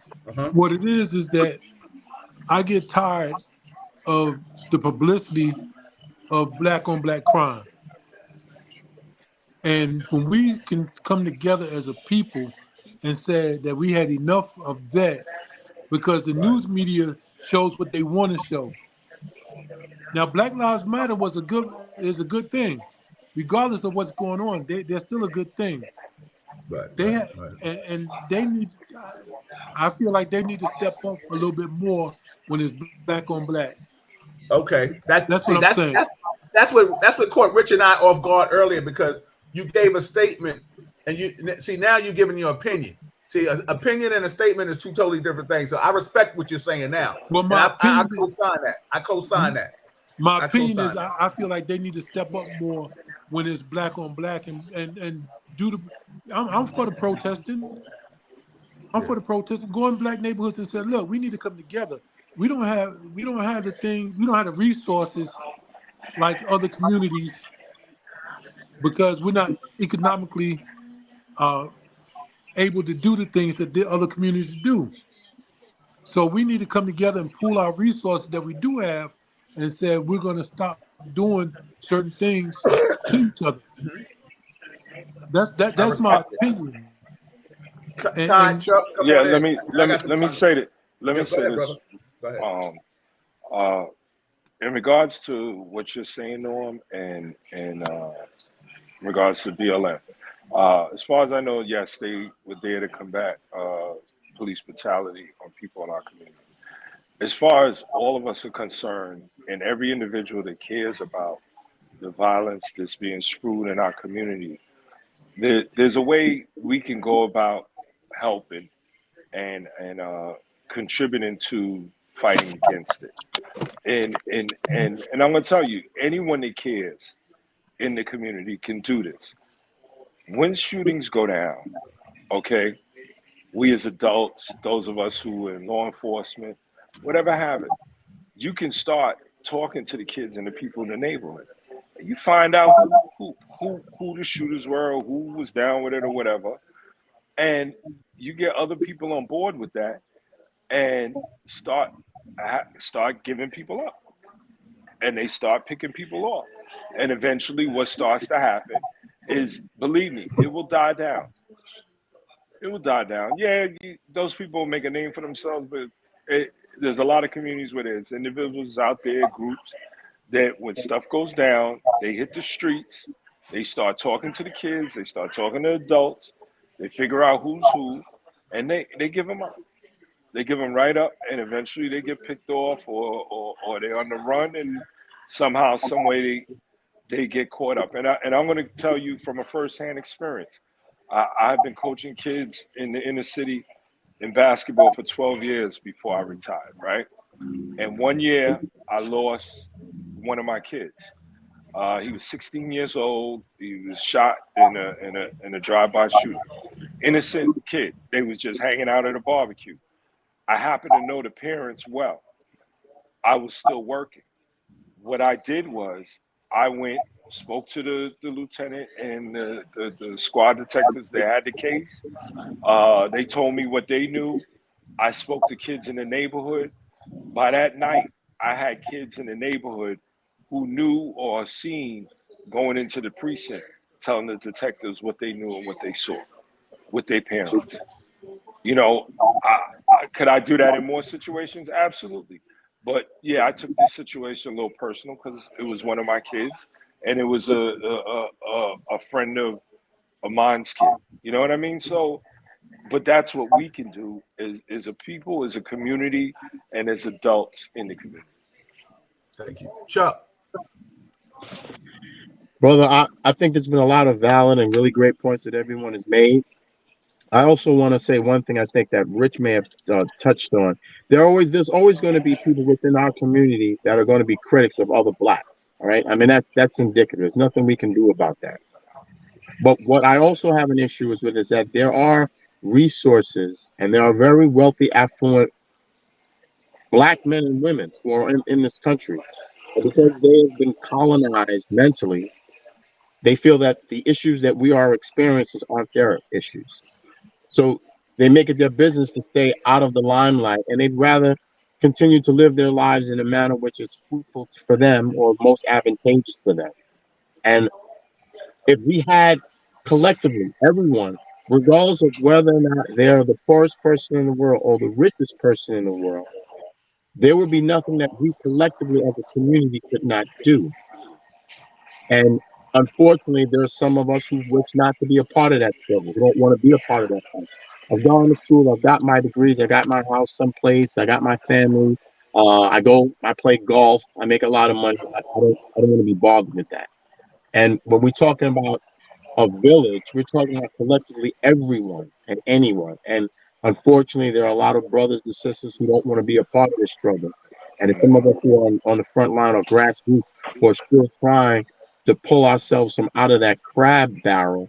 When here it is, there are some people who have the resources and who have the money and have the connections in order to help the black community. So I'm not saying that it's a lost battle in terms of what we're trying to do, but some of these other brothers and sisters who have the resources, who have this money, that are sitting there watching all this, they got to get up off their couches. They got to get out of their fucking Mercedes Benzes, and they need to become a part of this in some way or another. So, I mean, something has to trigger them or appeal to them that they need to get involved with this, because otherwise we're just going to be like I said, on a hamster wheel. We're just going and running. Hey, Chuck, you know what's so funny? You said something so poetic, because the bottom line is we need the rappers, but like everybody knows here, a rapper ain't gonna get paid on positivity. Let me tell you something. You know what I'm saying? Like, I had a clothing line, Mocha, Woka, back in the days. Men of color can achieve anything. Women of color can achieve anything. And I'm listening to the guy. What's the guy? Damien something from the Shark Tank. Like, when he was with Fubu, I had a meeting with him, and the Jewish man that had the money behind him was like, "Yo, positivity don't sell." He said, "You do good at HBCU colleges and Harlem Week and shit like that, but he said you're not going nowhere because positivity don't sell, and it doesn't sell. Look what we're doing here. This shit should be like 23,000. You know what I'm saying? 23,000 people watching this. Like I could do a brunch party. Richard tell you, Richard's came. I do a brunch party. It's jam packed. The promoter part of me, I got it. Promoting positivity, it is the hardest thing to sell. That's why I tell people, subscribe. If you're on YouTube, subscribe to it, share it, build it up. Because the bottom line is, when a person gets famous, I see why some people leave some people in the corner. I've never been that person, but the bottom line is because I've been able to hold my own lane. But positivity is not where it's at. I'm at a different stage in my life. This is what I'm doing. I rock with you cats 24/7. I talk to each and every one of you individually. We all are on the same page, but they'll separate and divide us. You understand what I'm saying? They don't want us to work it. Ty and I just experienced that a while back on some positivity shit that people was trying to just sabotage it. You know what I'm saying? Rich and I was conversing about, right, Ty? Right, real talk, right? You know what I'm saying? Norm and I, we chop it up. We've been in college together. We see how the diversion and Chuck, you and I, you met me. I was wolfing in the academy. You was like, yo, let me pull this cat outside. So it hasn't changed, and it won't change. I think sometimes we all are collectively, and I'm speaking right here, all collectively, and I'm listening, and shout out to our listeners that are on the same page, because you know what's so funny, and I appreciate when people inbox me with information and pull me to the side and say, yo, I love what you're doing. People I haven't met was like, yo, that real talk shit. I love that. That's what's real. That's what's up. It's like, yo, I watch you before I watch some ratchet TV. That's big respect to me. You know what I'm saying? And I thank you guys for being a part of that journey. And you know, anything about me, loyalty it's everything to me. I don't forget my people. If I get on something, thank you, loving God said, yo, I need to shout this out to Byron Hall or whatever his name is. Yo, listen, I'm gonna shop it out to anybody, but I need everybody to shop it out. Where I go, you go. Let me just read some comments and some questions. This is Real Talk Chronicles, everybody. I appreciate you all. I just want to, there's so many comments and questions. I'm gonna go backwards. I'm gonna start from the bottom and work my way up. Oh, shout out to our brother Roscoe in the building. Listen, anybody, Roscoe reached out to me and the brother Mark that was a part of it. Ty, Chuck, we all know about this. I lived it. Ty lived it. Chuck, I lived it from both angles, a ghost, an undercover, and an investigator. Ty, I'm sure Chuck, maybe from an investigator and a ghost standpoint. Listen, it's undercover. Check it out. I think it's on A&E. Roscoe, tell me where people can reach out to it. It's phenomenal. I don't know if you're doing more series and stuff like that, but it's phenomenal. It takes you in the look into the eye of what Chuck, Ty, and Roscoe definitely did. So shout out to my brother Roscoe in the building. He said, "Bro, I love you, bro. Undercover caught on tape." That's what it is. Under Brothers cut on tape. That's what I said. We need to discuss the show Undercover caught on tape. Ask you, Roscoe, get the guys and we can come on. I got a day for that, man. A&E series. Reach out to me. We'll chop it up. Ramona, what's up? How are you, sis? Someone has to do something. Absolutely. Darren, he says, keep doing your quality work, Bill. It's much appreciated. I appreciate that. Loving God says, he says, chance of saving souls. That's what we're trying to do, brother. Appreciate you. Dana, she says, you are so right, positivity does not sell. It doesn't. Darren Gall says, why do you think people in the hood is going to tell or rat? I guess this is to one somebody said, Ty, maybe to you. He says, why do you think people in the hood is going to tell or rat on their peers or criminals when the police do not rat on their peers who are conducting themselves unlawfully? Ty, I'll let you answer that while I look at some more comments. Go ahead. I'll answer it very quickly. First of all, most of the police work that is done and successfully is because people in the community do care and do come forward with information. You as the public may not be privy to that, but that's how most investigative good work is accomplished. As far as cops ratting on each other, they do, okay? And especially if they're really out there breaking the law, they do it, and you see it come to play.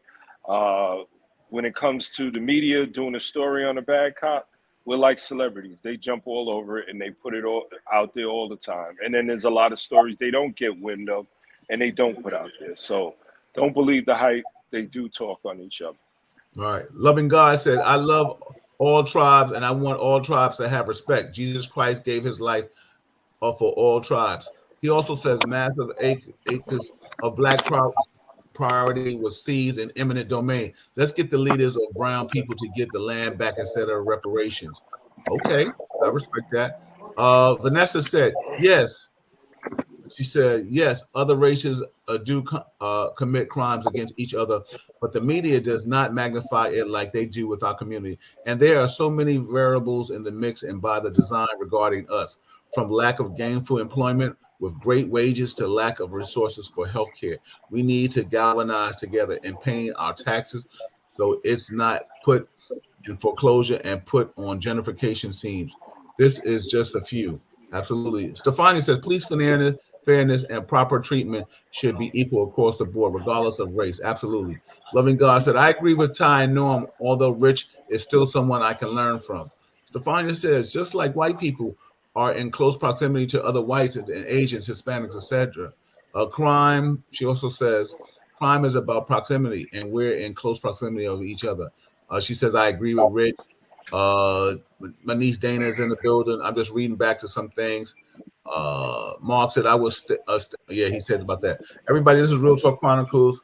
Thank you, Colin. Great show. Christina said the community must participate. Thank you, Christina. Christina is somebody I wanted to be on the show when we was talking about transgenders and people like that. And she had some insight knowledge she was going to drop on it. Yo, what up, baby? What's the deal, doggy? Yo, what up, Tone? My guy Tone in the building. I can't hear him, though. He said, what up, man? He can't hear you, but yeah, he said, what's up? Yo, Tone, I love you, bro. Tone reached out to me one time. Oh, it's good to see you guys hanging together. Tone, how's Sal? He's good? He's my neighbor now. Oh, word. Okay, that's what's up. See, that's what's happening. That's that rich money. Yo, everybody. Some closing That's that comments. rich money. That's that closing comments. Rich, close us out with your thoughts and comments. I know it was a very enlightening show. We was getting it in. Give me your thoughts on the whole show and give me your thoughts on and your closing comments. Then Norm, Chuck, and then Ty, and we can get out of here and say goodnight, baby. Go Knicks, go Knicks. Come on, Yankees. Yeah, go ahead. Hey, listen, the answer to our problem isn't from looking for the rich people that we make rich to bail us out financially. It's not about looking for the opinion of other cultures on what we need to do. We need to get together. We need to talk about this and put the work in as individuals, right? And not hate on what somebody else is doing or not doing. You know, you do what you can, you do your best, and that's all that matters. Hey, Rich, tell them what we're doing next week, brother. For the people that just chiming in. We're doing a show on recidivism. We invited Judge Milton Tingling, Vaughn Jackson, who's from the he's from the Fortune Society that deals with formerly incarcerated felons, and we're dealing with writing Charlene Blake, that's from Boston, Massachusetts, that's also dealing with recidivism, and we're trying to have that discussion about what do we do with our people that are coming home from incarceration and what's facing them so they can stay out of jail and live productive lives. Absolutely. Appreciate you, Rich. Norm, give us some love. Give us some thoughts on the show tonight and some positive affirmation, brother. I love you. Hey, I love you guys. Love all you guys. It was a good show. We can agree to disagree and still have respect and love for one another. Absolutely. There's no love lost. We like Rich said, we can only do what we can do. And the more we do, the more rewards we get. Like I said, I love you guys. Respect each and every one of you. Don't want nothing but the best for you. And I appreciate just being able to give my opinion on things. And it's a beautiful opinion, because you know what's so funny? I'm just going to piggyback on what you're saying. Maybe this might be part of my closure. But the bottom line is, everybody, if you're looking at what we do, we can debate, argue, whatever you want to call it, however you want to use the terminology for this. But we are all men trying to come together for one common goal, and that's to save our people and make this world a better place. That's what we are really about. That's real talk. Go ahead, Norm. You can finish, or we can go to Chuck. Go ahead. I just want to say I want you guys to be safe. I look forward to Bill. I look forward to coming up there to the brunch party. I look forward to meeting each and every one of you. Yeah, Rich especially. I got to meet Shab. I got to meet Shab. I got to meet my man Shab. But make sure you bring time with you. You're gonna need him. I'll be there. Hey, but I'll be there. On the serious side, I want you guys to be safe, because the world's a crazy place now for Black people. And like I said, I just love each and every one of you. I respect each and every one of you. And just peace. Peace, my brothers. Love you, bro. Peace. Chuck, give me some love, man. Tell me what you thought about the show. Kevin had to get off because I know you was gonna get in his ass all night. But well, he didn't know, man. He's about to bring the Malcolm X out of me, man. It was coming. Yeah, it was he coming. did, yo. It was coming. But the bottom line is, like as always, brother, you know, the show always is. It's not about it being entertaining. It's about it being insightful, and also being able to put some real meat on the bone in regards to the issues associated with our community and, you know, and other communities outside of our and certain issues. Rich, like I said, he sometimes should wear the t-shirt protagonist, antagonist, because he's the fuel, he's the fire that gets everybody all charged up, and we all want to freaking wring his neck. But we need a brother like that in the room. You know, no, we need a brother like that in the room. and it gives us all food for thought when we all sit there collectively and take different sides. But despite the circumstances, we all leave here as brothers, and we all, leave here with a certain strong understanding and a better appreciation for one another. So, peace and blessings to everybody, and please, man, just be safe. And let me just, for everybody out there that's watching, the reason why this panel is what it is at the numbers, and it may grow to more. Maybe Alonzo, I don't know if he's working, or whomever is here with it, but especially our panel right here, is because we, as adults, we go through things. Rich had lost his mother. Kevin had embarked on a new career. Sometime Norm is moving. Chuck has been doing things in the different cities. Ty and I sometime are doing certain things. But you know what? They still come back. So you know what? I invite them all the time because they're all here. So it's a blessing that they're all here sometimes, because they all have so much to say, and they all need their time. But the bottom line is, the fact that I have them all the time is a beautiful thing for me, and that's why I enjoy giving it to them, because the one thing they have so much to say. Like, as you can see, Ty came on late. I would have been here right here. Now, I don't know. I know y'all don't mind listening to my ass talk, but the bottom line, I didn't want to talk about myself. But so that's why Rich, Norm, everybody, Chuck, they come on when they come, and I appreciate you all. And that's my affirmation. I appreciate you all for helping me spread some love. Go ahead, Ty. You can close us out, bro. Great show. I'm sorry I was late.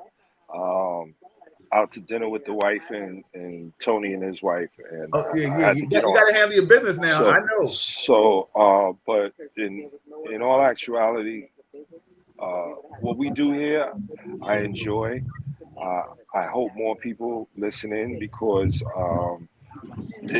tell you the truth, we're woke, and we're trying to wake other people up, And the thing is this: if there's any listeners out there or anyone in our panel feels like it's time, but we need to set this up and be on a panel in a community environment so we can do it live and really have an effect where you can have people orderly come up to the mic, we answer questions from the community and get back to the community in that way, so that they can turn around and really get an understanding of what's going on if they don't. And there's a lot of people out there that don't, Yeah. But that's where I'm at. If you ever want to do that, Bill, I got the venue for you. So we'll set it up where we can have everybody come and do a little town hall, and we all can be there if we can. Norm, we might have to put you on the videos, on the screen, and let you be, because I know you kind of far. Nah, man, nah. If he ain't there, he gotta just watch like everybody else, man. See, that's why Rich got the venue, because he want to be able to regulate. You see what I'm saying? Man, big ass up here. All this Zoom shit. Nah, I'll man. be there. I'll be there. So you ain't gonna be able to community to get in that ass. Hey, Rich, you name the time and place, and you'll see me. Oh shit, yeah. You name the time and place, and you'll see me. Oh shit! Sound like you shook now, Rich. I used to posterize big niggas like you. Oh shit! Hey, ain't no shame in my game. I've been dunked on before, but I caught a few myself now. Yeah, well, listen, let me just say this, and Ty knows this, and Rich knows this, Norm knows this, and Chuck, you might not know. You might know this. Listen, if you played against some quality talent, you got dunked on. Mm-hmm. Absolutely. Yeah. Absolutely. You played on some quality talent. Let me tell you something. I tease Kyrie's father all the time. I say, yo, you dunked on me. I bump him, and I'd be like, what? You know what I'm saying? Because it is what it is. I done seen a lot of cats like, okay. Listen, when you try to be the guard, you try to be the guard back, and then next thing you know, they start passing that shit, and then some warm motherfucker come jumping in the air. Listen, don't exclude Chuck from the basketball conversation. No, I said because Chuck. When we went Brooklyn North, I got him out on the court once or twice. So I played with Chuck before. That's my guy. So he's a bruiser. He's a bruiser, but he got a game, all right? Oh yeah, absolutely. Yeah. you gonna be like, ow, ow, ow. Let me stop that. Because he work out, he lift weights, so he's that dude that he's not gonna let you get by him that easy. All right, you gonna feel a bicep. Real quick, now I gotta go since we talking this sports shit. We got 2 minutes left. Right. Basketball. I know we're all basketball aficionados. Ty, I'll start with you. Who you like? I'm not even talking about NCAA because that bracket is all torn up, but I like March Madness. But let's talk about the pros. Who you see going to the finals? It's probably going to be in the East between Milwaukee and Boston, right? And in the West, I'm not so sure about Phoenix, but Golden State and I don't know. Are the Clippers doing well? Well, Paul George just got hurt. They just lost Paul George to a sprained knee. He's out for the rest of the regular season. And they just lost him. We're gonna do a sports show, the bunch of us, on some basketball shit. So Paul George right now, it's just I think maybe a hyperextension, but the bottom line is if it's ligaments or tendons, you know how that go. So go ahead. That's your pick. Okay. I don't really see nobody in the West messing with Boston or Milwaukee. So it is. Okay. All right. Rich, what's your thoughts, man? Well, I agree with Chuck with Boston, Milwaukee. You agree with Chuck or you agree with me? You can't even say me. He can't even know what to say. He can't even say he agree with me. You see? Who's that? That's Ty. Oh, that was Ty that said that? Yeah, whatever. Okay. Whatever, well, I agree with Ty. I'm looking at with the East, Boston or Milwaukee. I'm leaning more towards Milwaukee. But on the West, I'm going with Ja Morant's team and Denver. Yeah, Memphis ain't got no big man though. So all right. They tearing people up though. Well, they second. We got to keep Ja on the right path and get him out to strip clubs and the guns and shit like that. But he's working on himself. Yeah, but that's not going to affect his play. No. Nobody's perfect. Nobody's perfect. But I'm just saying they lost the other kid. They lost what's his name? Adams, the big boy, and they lost the other guy, the other power forward. But Jaren Jackson is looking good. He's playing hard body. Yeah, he's playing hard body. Yeah. But listen, it all boils down to who can stay healthy. Now everybody knows. Not Norm. Rich and I are Knicks fans, but we know they can be this. All right, go ahead, Ty. So you see you later. Right. Tell everybody I said what's up, man. I said, all right, Ty. Yeah, but we know if we'd be happy if the Knicks get into the second round of the playoffs. Norm, what's your teams? Let me know. You know I'm New York, Bill. You know I'm New York. I like New York, baby. Let's go. I think the Knicks could do some upsetting. I think the Knicks could really do some upsetting. But other than us, well, yeah, other than us, I like Dallas. I like Dallas out there coming out there. Milwaukee's looking strong. Ja Morant need to disassociate some of the people that he hang around. Because the Grizzlies look good. All these ball players got them bones in their closet when it comes to the outside influences. When it comes to basketball, he got caught out there. Some didn't, some do. But as long as he regroups and comes back. But before we go, I just want to say this. I gotta say this before we go. I want to give a rest in peace to my man Willis Reed, man, the captain, man. Oh yeah. The captain, man. The captain. Yeah, especially we all Knicks, hard body. So yeah, rest in peace to the captain. Yes, the captain. He was 80.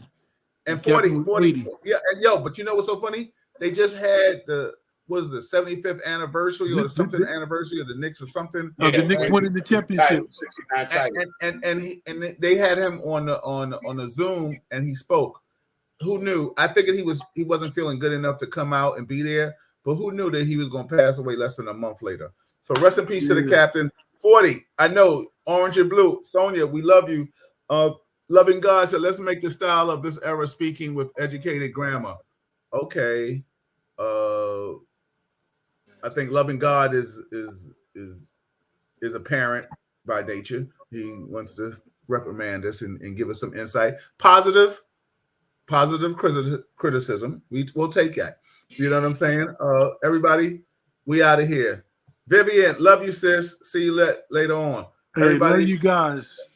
Richard Williams, Norm Davis, Ty Butler, Chuck Richards, and Kevin Branzetti. I am Bill Forster. This is Real Talk. This is the family, baby. Listen, Forster the moment with positive vibes only. We out. See you. Love you Peace. guys. Peace. Yeah.